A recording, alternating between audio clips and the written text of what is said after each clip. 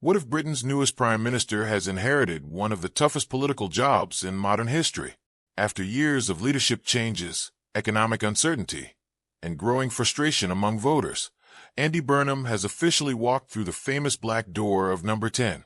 But while supporters are calling it the beginning of a new chapter, critics are already asking one question: can he actually succeed where so many others have struggled? The answer could shape Britain's future for years to come. The moment itself was packed with symbolism. After meeting King Charles III at Buckingham Palace and formally accepting the King's invitation to form a government, Burnham stepped onto Downing Street as Britain's newest Prime Minister.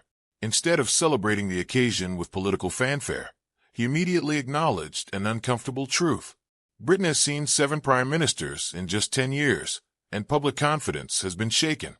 Rather than pretending everything was fine, Burnham admitted stability had become one of the country's biggest challenges.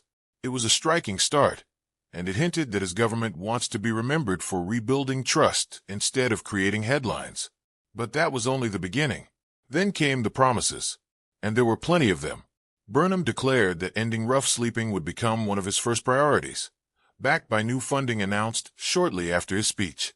He also revealed plans for a long-term vision that stretches over the next decade, while insisting people couldn't afford to wait years for change.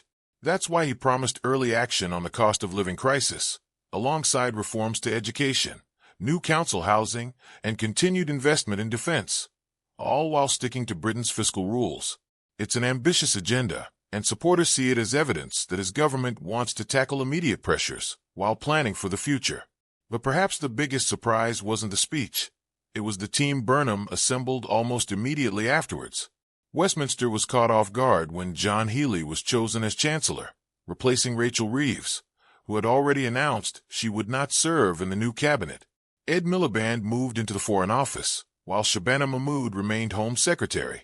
Louise Hay, one of Burnham's closest allies, secured one of the government's most influential positions.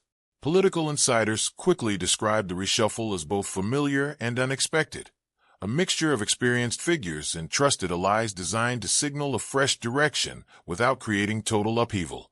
And naturally, every appointment sparked fresh debate across Westminster. There was another detail many viewers noticed. Unlike several recent prime ministers, Burnham delivered his first speech without a lectern or prepared notes.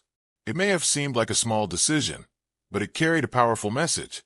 In recent years, podium speeches outside number 10 have often become symbols of political crisis or resignation. Burnham appeared determined to avoid that image entirely, speaking directly about restoring confidence and making politics work better.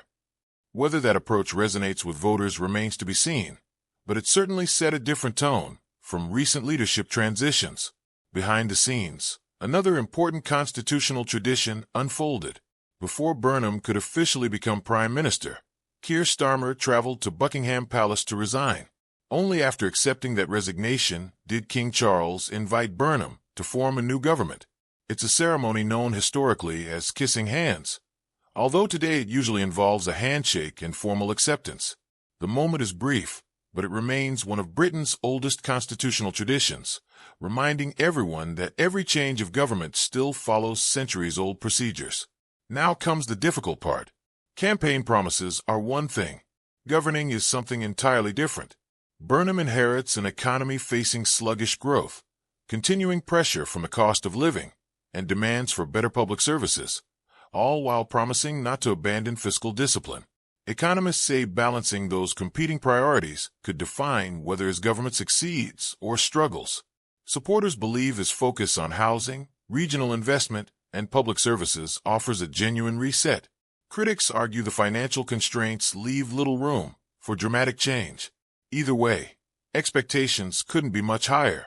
Andy Burnham's first day as Prime Minister wasn't just about changing the person behind the famous black door. It was about changing the direction of the country itself. His promises have raised hopes. His cabinet has surprised Westminster, and his message of stability has struck a chord with many voters. But history shows that winning public confidence is much easier than keeping it. The real story starts now, and the months ahead will reveal whether this truly is Britain's fresh start, or simply another chapter in an already turbulent political era. So what do you think?